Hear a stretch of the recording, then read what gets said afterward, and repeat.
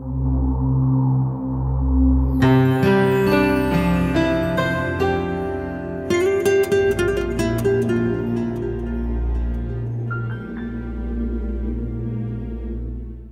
11வது அதிகாரம் ஆரம்பிக்கும் போதே சிலர் பேர் ஒரு 6 பேர் அவரோட போயிருக்கிறாங்க.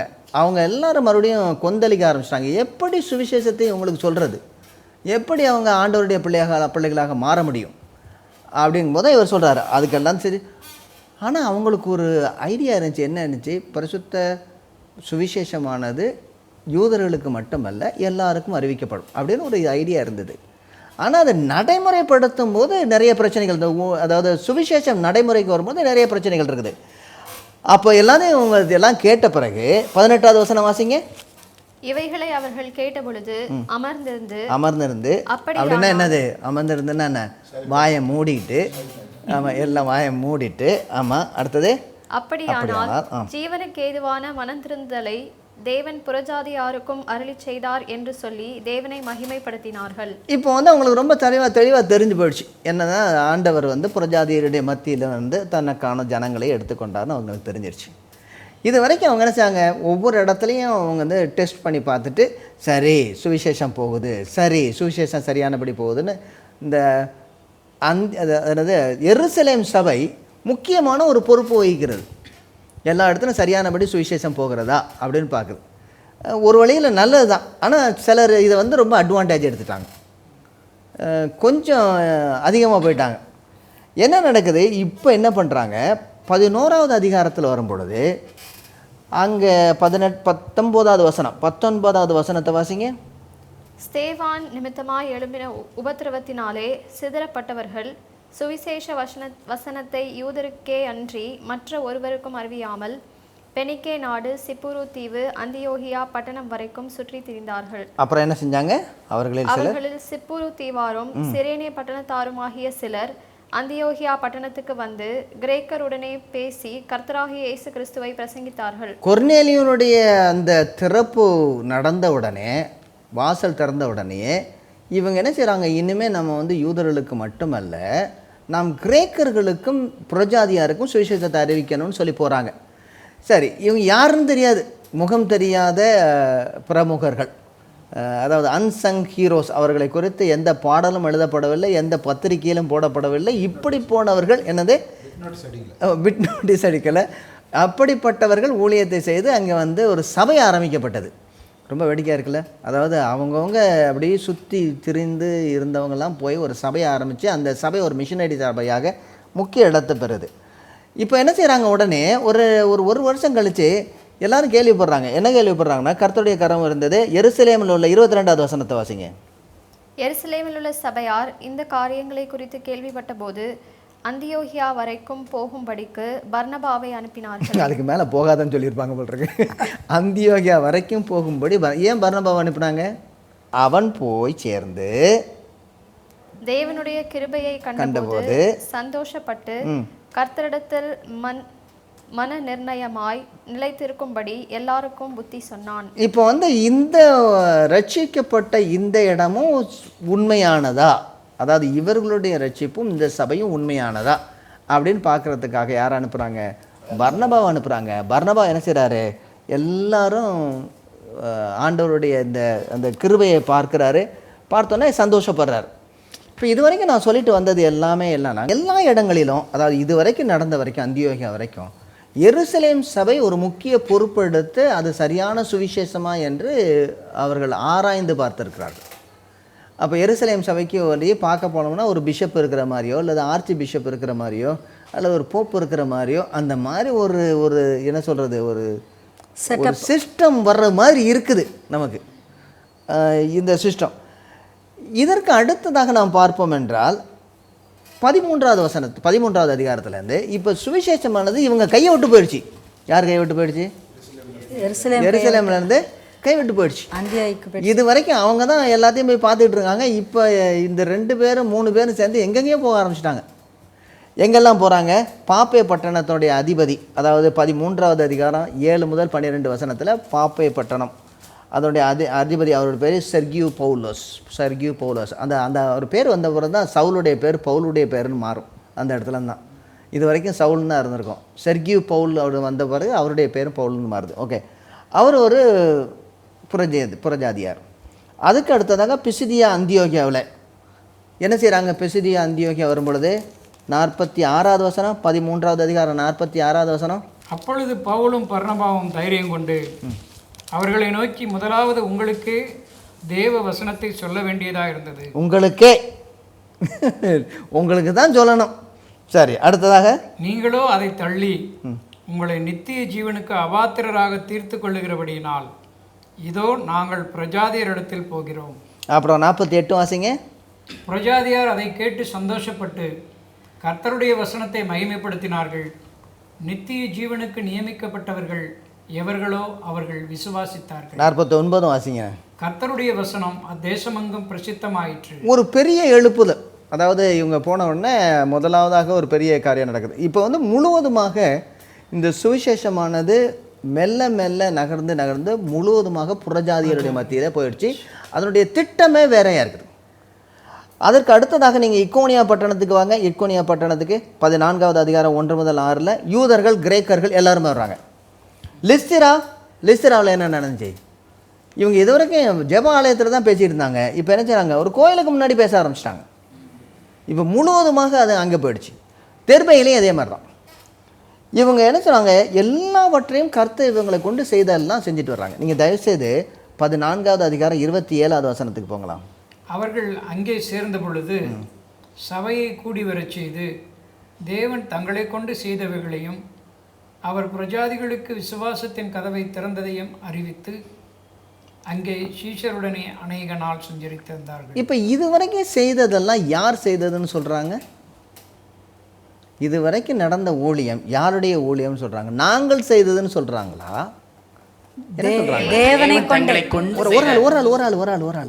தங்களை கொண்டு செய்தார்னு சொல்றாங்க. தேவன் தங்களை கொண்டு செய்தவைகள். இதுக்கு முன்னாடி உள்ள 46 பாருங்க, 26 பாருங்க. அங்கே கப்பல் ஏறி தாங்கள் நிறைவேற்றின கிரியைக்காக தேவனுடைய கிருபைக்கு ஒப்புவிக்கப்பட்டு புறப்பட்டு அந்தியோகியாவுக்கு வந்தார்கள். அப்புறமேல நீங்கள் 13வது அதிகாரம் 1-2வது வசனத்துக்கு போங்க. 13:2 இதுதான் ஆரம்பம். அவர்கள் கர்த்தருக்கு ஆராதனை செய்து உபவாசித்து கொண்டிருக்கிற போது பர்னபாவையும் சவுலையும் நான் அழைத்த ஊழியத்துக்காக அவர்களை பிரித்து விடுங்கள் என்று பரிசுத்த ஆவியானவர் திருவுளம் பற்றினார். இதுலேருந்து என்ன பண்ணுறது? நான் என்ன கொண்டு வரேன்னா, பரிசுத்த ஆவியானவர் ஒரு திட்டத்தோடு ஒரு ஊழியரை வைத்திருக்கிறாரு, அதுக்குன்னு பிரித்து விடுங்க அப்படிங்கிறாரு. அது என்ன சொல்ற? அதே ஊழியத்தை, அதாவது நிறைவேற்றின கிரியைன்னு சொல்லியிருக்குல்ல, அதே வார்த்தை தான். அவர்கள் நிறைவேற்றின கிரியைக்காக தேவனுடைய கிருபைக்கு ஒப்பு கொடுக்கிறார்கள். பின்பதாக 27வது வசனத்துக்கு வந்தீங்கன்னா தேவன் செய்தவைகள் அப்படிங்கிறாங்க. ஆக இது எல்லாமே ஒரு திட்டத்தோடு, ஆண்டவருடைய பெரிய திட்டத்தோடு, சித்தத்தோடு நடந்து கொண்டு இருக்கிறது எல்லா இடங்களையும். பவுலடியாருடைய சுவிசேஷ முறை என்ன? இது வரைக்கும் சுவிசேஷ முறைஞ்சு பவுலடியாருடைய சுவிசேஷ முறை என்ன? இவர் போயிருக்கிறாரு, இவர் போய் சொன்ன சுவிசேஷம் சரியானதா அப்படின்னு ஒரு கேள்வி நமக்கு. ஏன்னா இதுதானே எருசலேமில் உள்ளவங்க கேள்வி கேட்டிருப்பாங்க. இவர் சரியாக சொல்கிறாரா? ஏன்னா இது வரைக்கும் நம்ம இன்ஸ்பெக்ஷன் பண்ணிட்டோம். இனிமேல் இவர் நம்ம இடத்த விட்டு தாண்டிட்டார். இதை யார் இன்ஸ்பெக்ஷன் பண்ணுறது? சரி, பவுலடியார் என்ன முறையில் சுவிசேஷத்தை சொல்லி சபையில் கட்டினார்? சுவிசேஷத்தை பிரசங்கித்தார். சுவிசேஷத்தை என்ன பிரசங்கித்தார்? இயேசு கிறிஸ்து அவர் சொன்னதற்கும் பேதுருவானவர் பேசின பிரசங்கத்திற்கும் அல்லது தேவான் பேசின பிரசங்கத்துக்கும் வித்தியாசமாக ஏதாவது காணப்படுகிறதா?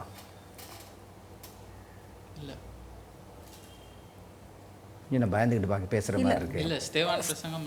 அதே மாதிரியா சொல்கிறாரு. வேற பவுலடியார் சொன்ன பேதுரு சொன்ன அதே காரியத்தை தான் திரும்ப சொல்கிறாரு. அதாவது சங்கீதத்திலேருந்து கூட பேசுகிறாரு, பழைய பாட்டிலேருந்து எல்லாம் கொண்டு வராரு. அதாவது நீங்கள் 2வது அதிகாரத்தில் பேதுருவானவர் பேசினதையும் 13வது அதிகாரத்தில் பவுலடியார் பேசினதையும் பார்த்தீங்கன்னா கிட்டத்தட்ட ஒரே வசனத்தை 2 பேருமே கோட் பண்ணுறாங்க. உம்முடைய பரிசுத்தர் அழிவை காண ஒட்டார் என்று 2ஆம் சங்கீதத்தில் சொல்லி இருக்கிறதே அப்படிங்கிற மாதிரிலாம் சொல்கிறார். அவர் சங்கீதத்தை 2ஆம் சங்கீதத்தில் சொல்லியிருக்கிறபடி அப்படின்னு ஒவ்வொரு இதாக சொல்லிட்டு வர்றார். 2 பேரும் ஒரே சங்கீதத்தை தான் சொல்லிட்டு வர்றாங்க, ஒரே பாவதியை தான் பேசிட்டு வராங்க. சரி, ஆனால் என்ன வித்தியாசம் ரெண்டுக்கும்? என்னெல்லாம் செய்தார்னு சொல்லுங்களேன். முதல்ல பவுலடியார் என்ன செய்தார்? ஒரு ஊருக்கு போய், ஒரு பட்டணத்துக்கு போய் என்ன செய்தார்? சுவிசேஷத்தை பிரசங்கித்தார். 5 ஸ்டார் ஹோட்டலில் போய் தங்கிட்டாரா? அவங்க எங்கே இருக்கிறாங்களோ அங்கே போகிறாரு. எங்கே மக்கள் இருக்காங்களோ போகிறாரு. அப்புறம் டென்ட்டு போட்டார். கூடார தொழில் செய்தார். கூடார தொழில் செய்தார். அது வந்து அதுக்கு இப்போ இது வரைக்கும் வாங்க. பட்டணங்கள் ஒரு தோறும் நிமிஷம் பின்னாடி ஒரு நிமிஷம். அவர்களுடைய ஆராதனை முறைமைகளை கவனித்து அதுக்கேற்ற அது 17வது அதிகாரம். நம்ம அதுக்கு முன்னாடி 15வது அதிகாரத்தில் இருக்கிறோம். Very good good good good good. என்ன செய்தார்? பவுலுடையார் வந்து பட்டணங்கள் தோறும் போய் சுவிசேஷத்தை பிரசங்கித்தார். பட்டணங்கள் தோறும் போய் சுவிசேஷத்தை அறிவித்தார். சுவிசேஷத்தை அறிவித்தார்னு சொல்கிறார். சுவிசேஷமயமாக்கினார். சுவிசேஷமயமாக்கினார். எல்லா இடத்துலையும் சுவிசேஷத்தை பற்றி பேசினார். அறிவிக்கிறதுன்னா நமக்குள்ள ஐடியா என்னென்னா, என்னது ஒரு ஸ்டேஜ் போட்டு மெகாஃபோன் வைத்து, அல்லது ஸ்டேஜ் இல்லைன்னா ஒரு பக்கெட்லேயாவது திரி போட்டு அதில் ஏறி நின்று, இல்லையா? நம்ம அறிவிக்கிறதுன்னா நமக்கு அதுதானே ஞாபகம் வருது. ஒரு கிராமத்தில் போய் ஒரு முச்சந்தியில் நின்று அல்லது 4 ரோட்டில் நின்று சத்தம் போட்டு, ஏ பாவியே மனம் திரும்பு, அவன் அப்போ தான் அடிக்க வருவான்.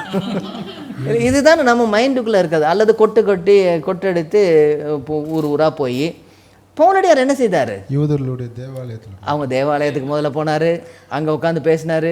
எங்கெங்கெல்லாம் கூட முடியுமோ எங்கெல்லாம் கூட முடியுமோ அங்கெல்லாம் ஜனக்கூட்டம் இருந்ததோ எங்கெல்லாம் ஜனக்கூட்டங்கள் இருந்ததோ, சின்ன சின்ன கூட்டங்களாக, வீடுகளாக, சந்திகளாக, அல்லது கடத்தருவில் உட்காந்து, அல்லது இந்த டீ கடையில் உட்காந்து, கடலோரத்தில் போய், அதனது ஆத்தோரம் போய், எங்கெல்லாம் இவர் வந்து மக்களை என் இடத்துக்கு வாங்கன்னு சொல்லலை, அவர் மக்கள் இருக்கிற இடத்துக்கு போனார்.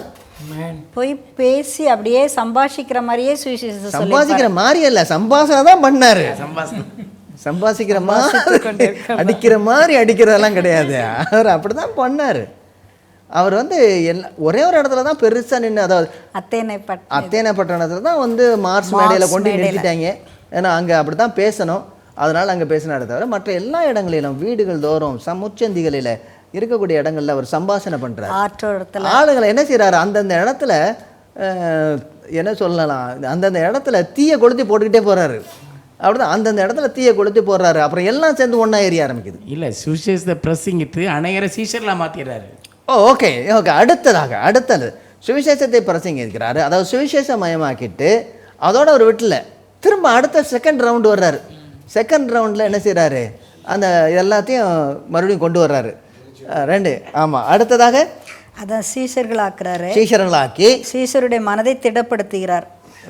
14வது அதிகாரம் ரொம்ப அழகாக, நீங்கள் தயவுசெய்து 14வது அதிகாரம் நீங்கள் தயவுசெய்து எடுங்க. 21, 22, 23வது வசனம் குயிக்காக வாசிங்க. அந்த பட்டணத்தில் அவர்கள் சுவிசேஷத்தை பிரசங்கித்து அநேகரை சீஷராக்கின பின்பு லீஸ்தீராவுக்கும் இக்கோனியாவுக்கும் அந்தியோக்கியாவுக்கும் திரும்பி வந்து சீஷருடைய மனதை திடப்படுத்தி விசுவாசத்திலே நிலைத்திருக்கும்படி அவர்களுக்கு புத்தி சொல்லி, நாம் அநேக உபத்திரவங்களின் வழியாய் தேவனுடைய ராஜ்யத்தில் பிரவேசிக்க வேண்டும் என்று சொன்னார்கள்.